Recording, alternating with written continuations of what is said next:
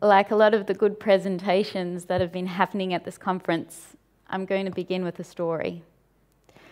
I was in final year med school. The school had organised for women to come in for us to practice a speculum examination on. Being a woman myself, I know that this is not a comfortable examination at all. And I was really, really nervous because I'd never performed it before. I went into the room and I began the examination.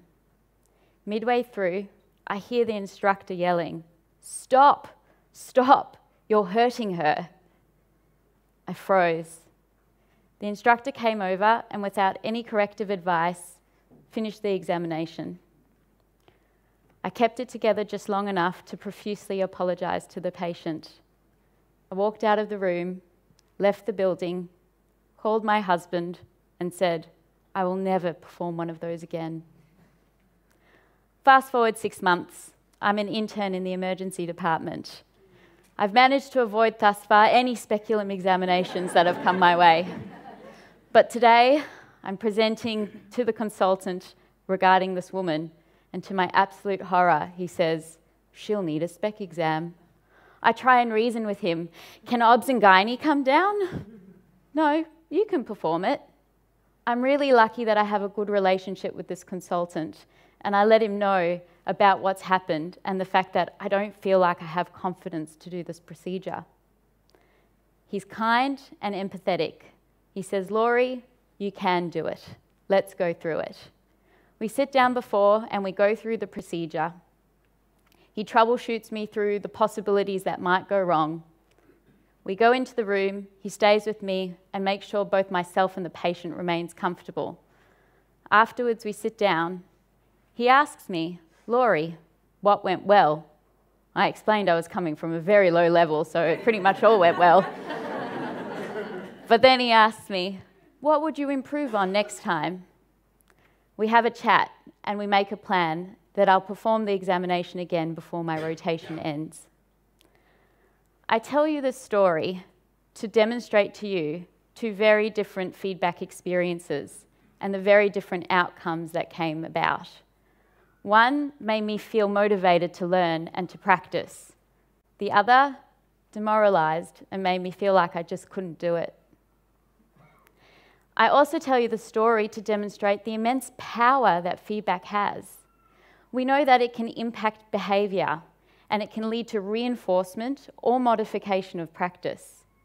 It can also influence cognition and help a learner to reconstruct knowledge and motivate them for future learning.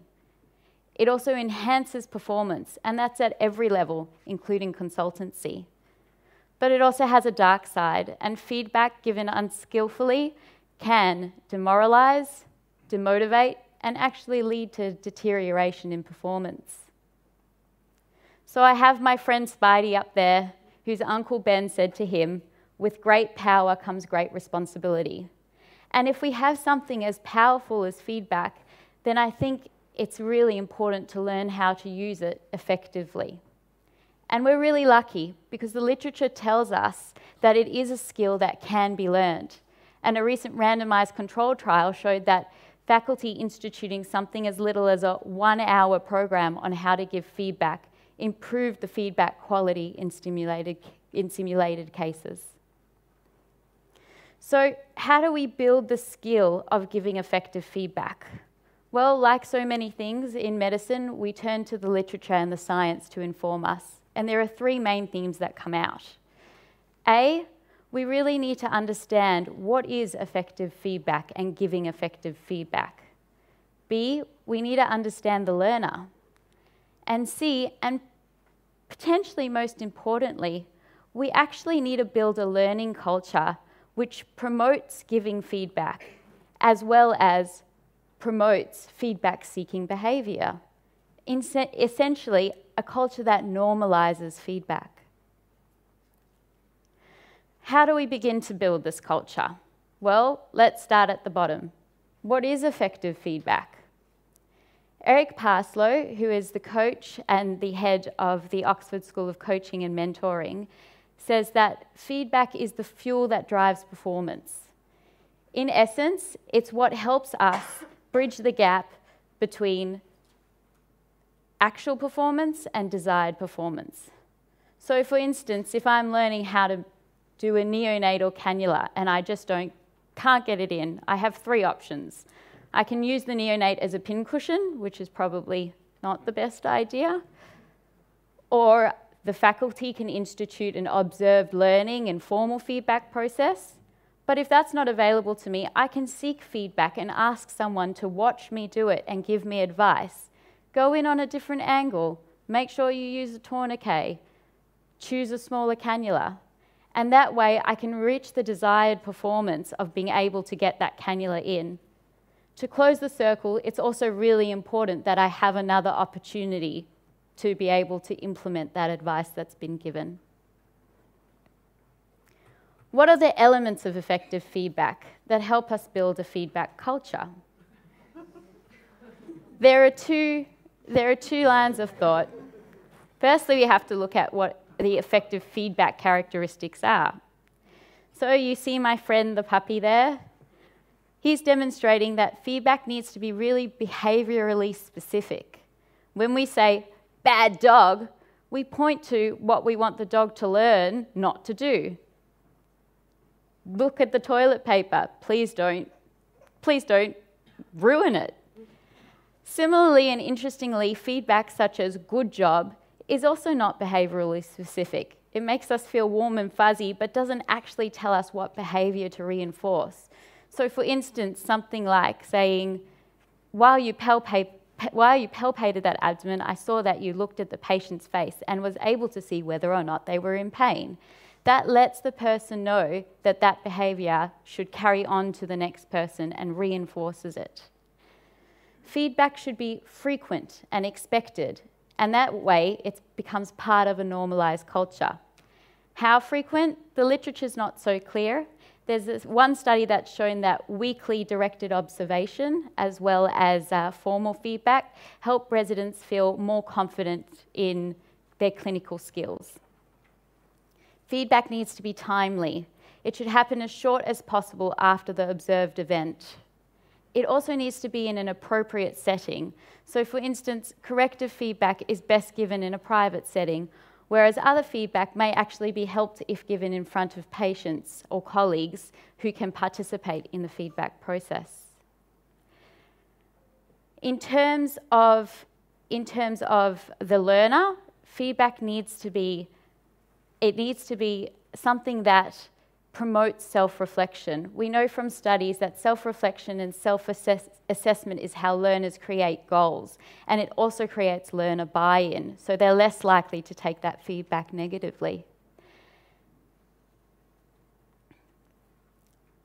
There are a lot of challenges in the healthcare setting to being able to implement a feedback culture. From a feedback giving perspective, we can lack confidence. It's a skill that we're just not taught. We're taught to be doctors or nurses or allied health professionals, but we're not always taught how to be educators and managers, and that needs to be considered. We can be concerned about damaging healthcare professional relationships. We could just lack time or not have the appropriate environment in order to give it.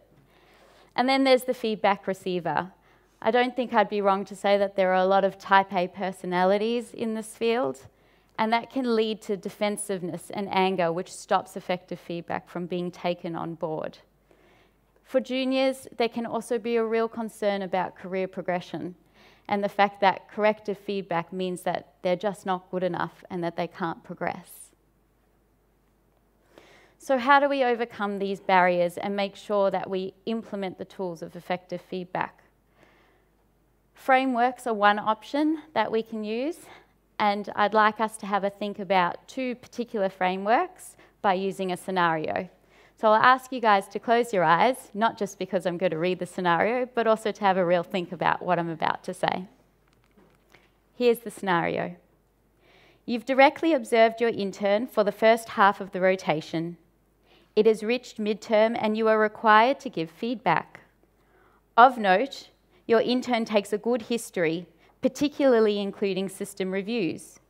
You find that they appropriately escalate care and ask for help for deteriorating patients, just last week calling a Met call for hypotension. Lately, you've noted that on admissions day, they appear increasingly stressed, leading to a hurried communication style with staff, which you're concerned may come off as rudeness. How are you going to approach this? You can open your eyes.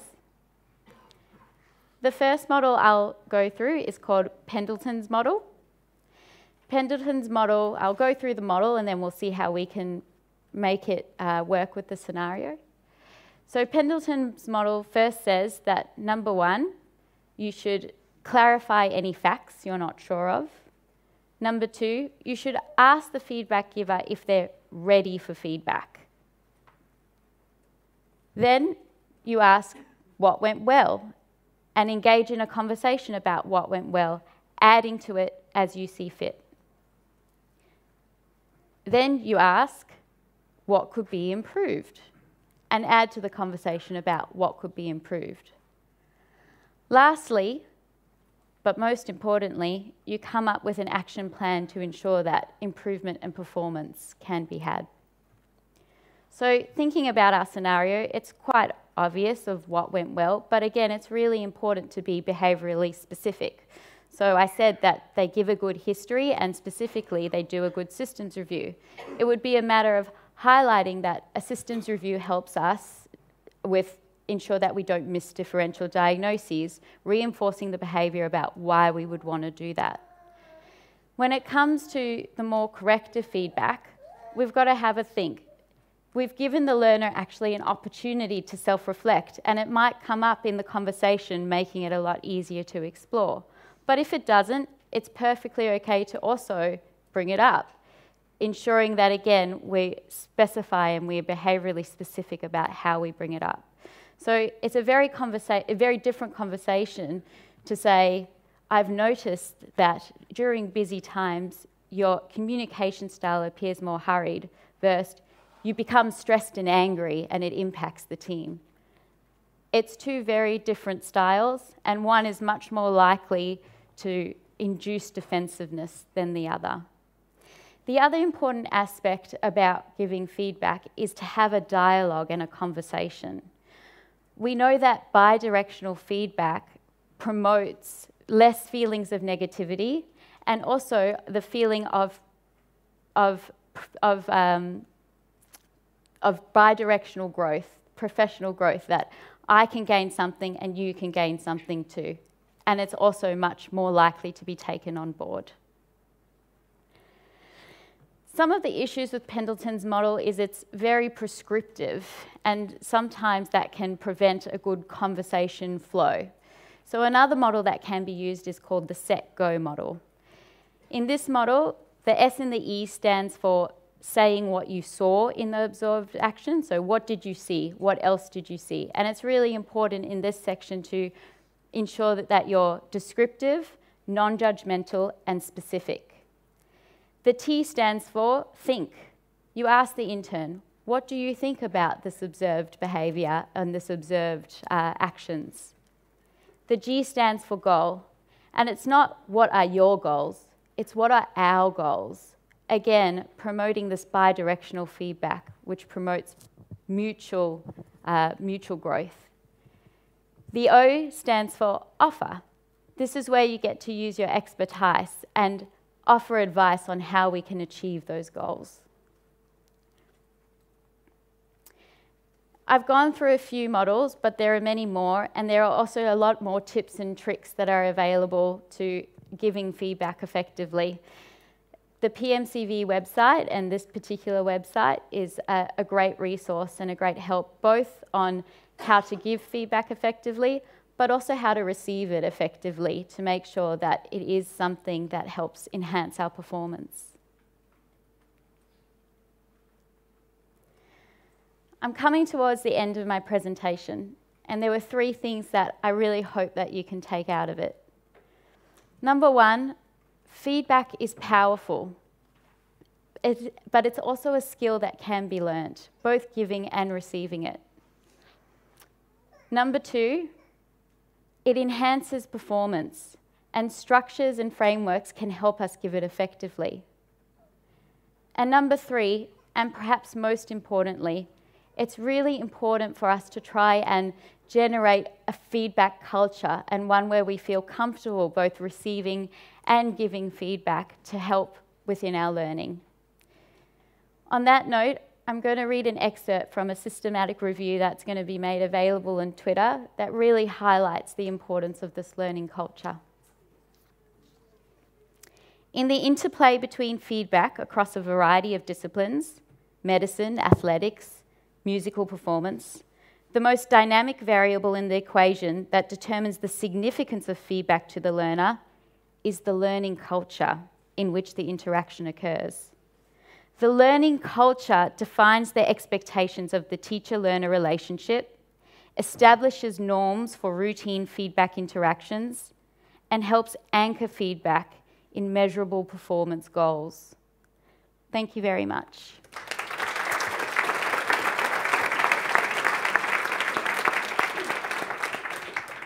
Thanks very much, Lori. You must have an amazing consultant when you're an intern. I expect feedback. So I think I've got a question for you, first of all. In the emergency department, we run constantly against a battle of a 4-hour target. How do you think we can actually provide an effective feedback and learning culture when we're constantly trying to meet time-based goals to treat our patients? It's really difficult, but it doesn't have to be something that's that takes a long time. And at the end of the day, I think it actually makes things more time efficient, because if you're able to give feedback then and there, that person is able to do the job better for the next patient. So whilst it can be seen as a time-consuming thing, I think if you are able to give it and put aside the time and realise that actually at the end of the day, it will make processes more efficient. Thanks. And Becky, anything from Twitter there? Excellent. Anyone got any questions from the floor for Lori? Any comments? Yep. My emergency department, so I'm a junior doc, they do a survey of all the juniors that they release at the end of the term to you, and it's just over a couple of weeks, so you actually have no idea when that particular negative feedback was. It's just a very generalised thing about you. And there's some very nice, like, ego-boosting things in there as well. My question is there a role for these sorts of surveys in a hospital environment and delivering it? You know, it's obviously seems as a time-saving measure, but is there a way to do it effectively? Yeah, so I wonder, do you get to do upward feedback? Oh no, you just get a printout of everything. Yeah. So the literature actually says that that's quite problematic for a lot of reasons. It's not timely or specific, so you're not really sure how to change your behaviours or when that happened.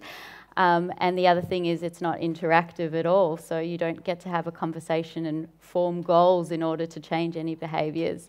So I would suggest that that's not necessarily a good way to go about things, but feedback-seeking behaviour is really important as well. So if you were to get feedback and you had a coach or mentor that you could discuss that with, the literature really supports the positive effect that that has in being able to work through those issues and enhance performance essentially.